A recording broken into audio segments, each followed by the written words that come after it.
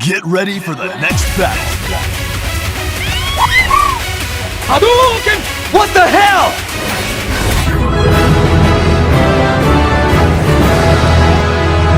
Flawless victory. So Valve is the type of company that hits you with news when you least expect it.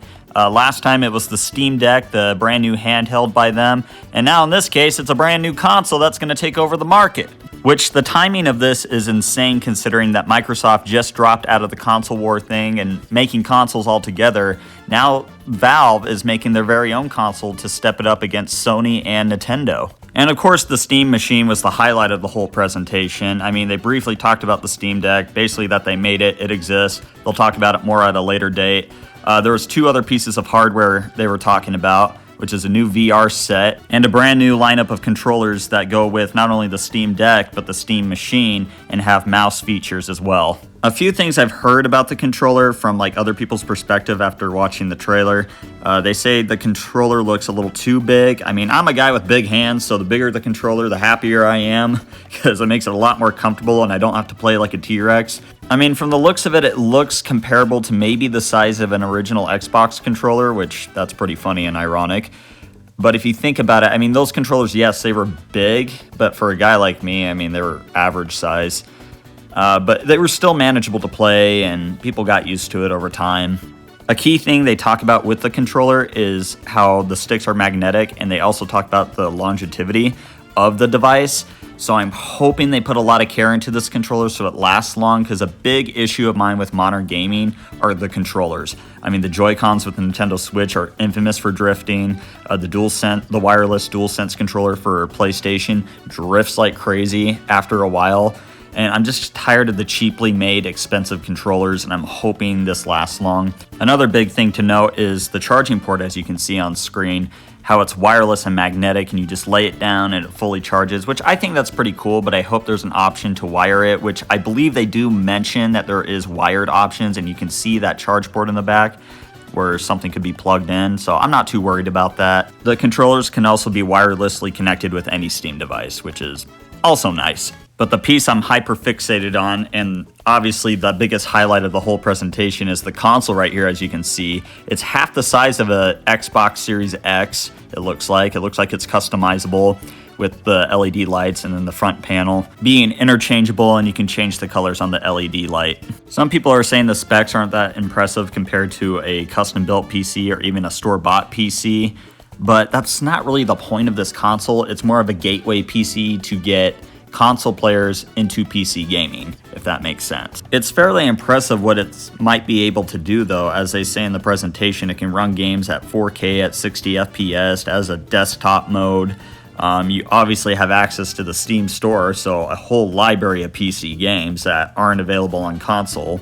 You basically have access to the entire Xbox library, because Xbox is done with consoles and put all their games on PC, and there's even some PlayStation exclusive games you can play on there, like Final Fantasy, God of War, Last of Us, and all sorts of others, Spider-Man. I think the biggest kicker and the biggest selling point, at least for me, is they said you can run any program you would like, do what you want, including Windows, which is huge. There's no like console restrictions, no console exclusives, I mean, the emulation game is just going to get insane from here on out, and I think that was the biggest highlight for a lot of people, especially for me, because, I mean, emulation is fantastic. I know it's illegal, blah, blah, blah, but it gives you access to a lot of games, especially games that haven't been ported over or preserved properly. And as a huge physical media collector, like, it kills me that there isn't a disk drive to this console, but at the same time, if there's emulation, then we can preserve it in another way.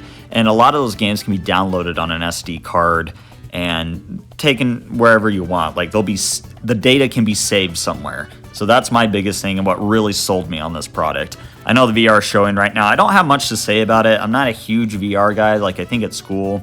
I mean, I think it's cool you can play any game on it, even if it's not VR, that it's being directly streamed into the device. So hopefully the headset is lighter because they won't have as many components in it. Because that's one of my biggest problems with VR, is that the headset is very uncomfortable and bulky, and by the time I'm done with VR, I'm sweating like a pig. It's not fun by the end of it. I mean, the games are fun, but the whole gimmick of it gets very old after a while for me. But maybe this will change my mind. What do you guys think? Let me know down below in the comments. Especially like the VR community. Like, what do you guys think about this? Do you think it's just like another VR set, or do you think it's something new and innovative? So, I don't know. I'm looking forward to all of this, especially the Steam Machine. I told you guys that's the biggest highlight for me. I'm hoping it's great. I'm just hoping it's great. I hope it's a great entry-level PC for people trying to get into PC gaming. I just want it to be a great console and be another competitor against Sony and Nintendo, so they can really step it up, because lately Nintendo's been going into some slimy practices. Sony's been kind of following the same path. So maybe this will make them step up their game, because I feel like this console is about the players and for the players. And Valve has always given off that vibe where they want to make a product that they themselves would use. Like, there's just an amount of care that you can feel in each of Valve's products. And that's why they don't come out with something new every year, because they're not rushing anything. So hopefully that level of care reflects in the price, because we don't even know the price of these things yet, especially the Steam Machine. I'm guessing it's going to be $600 at the cheapest, $800 at the most expensive. A lot of people say $500, somewhere between $500 $600, but we'll see. We'll see. Hopefully it's a fair competitive price that can take down the other two giants. But I'm really looking forward to this and can't wait to get my hands on one. The Gabe Cube.